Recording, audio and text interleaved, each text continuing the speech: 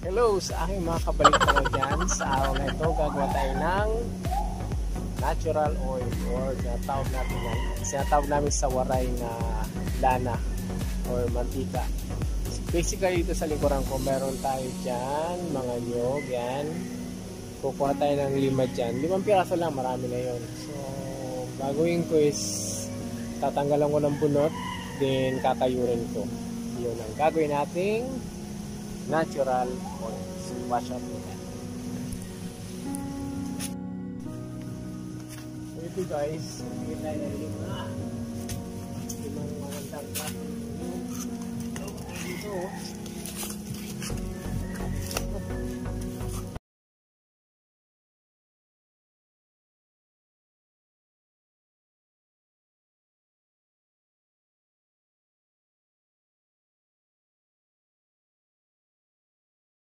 So ayan, meron tayong 5 na gagawin nating natural oil.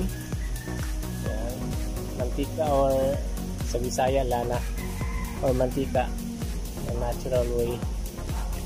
Bibiyakin natin to at kakayurin.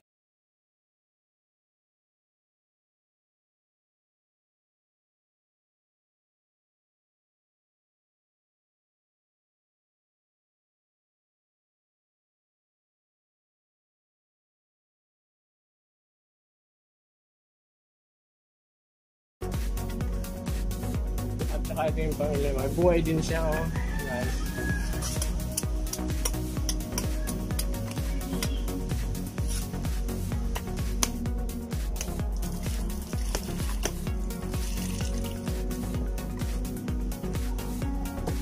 Ayan na guys.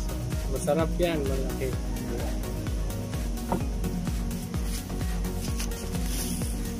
So ayan na guys, yung ano natin, yung 5 natin na gagawin nating lana or mantika.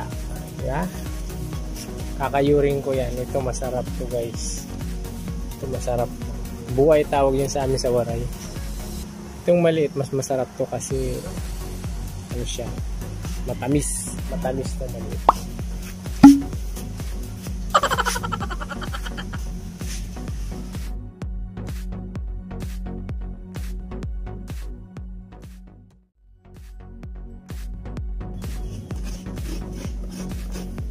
Guys, nakahid na natin.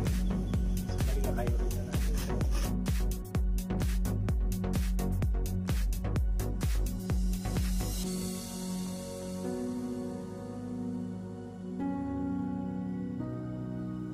So ito na siya guys. Ito na yung kinayod natin na ano. Ngayon pipigay na natin siya.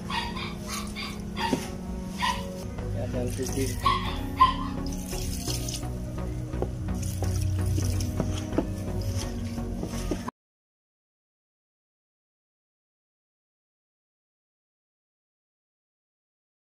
Yung gata na gagawin natin mantika o lana and waray. At ito yung pinagpiga natin, basi. Tawag namin dito sa Bisaya is basi yan, basi. Ito naman lunok, at in Tagalog ito ay gata. Pasalin ko na siya dun sa kawali para maluto na natin.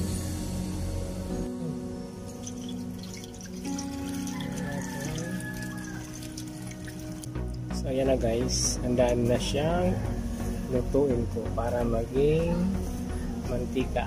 Natural oil, gawa tayo ng natural oil na cooking oil ang lalabas niya. Mas magkakaroon ng ugok yan. Yung ugok na yun pwede mong kayo nilagyan ng asuka. Mamaya papakita kasi pag malapit ng maluto yung mantika. So sa ngayon, samahan natin. So kailangan nahalo natin.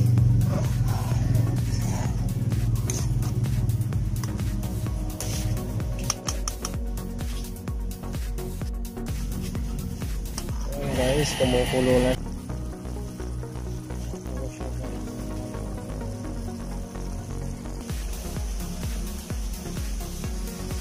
One eternity later.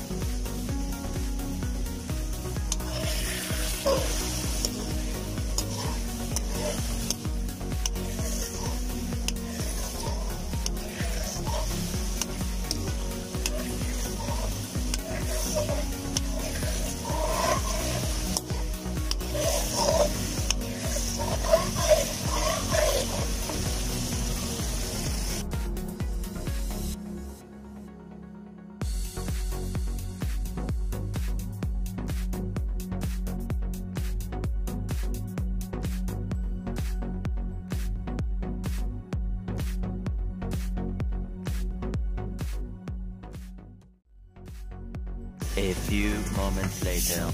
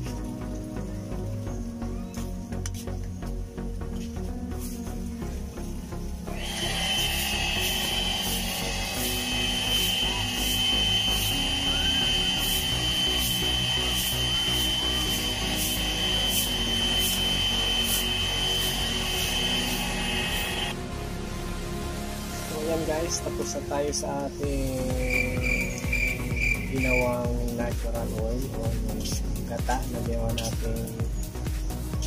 Ayan o. Tawag dito o ito naman ay mantika. So yung pinagkatas natin. So ayan na siya guys.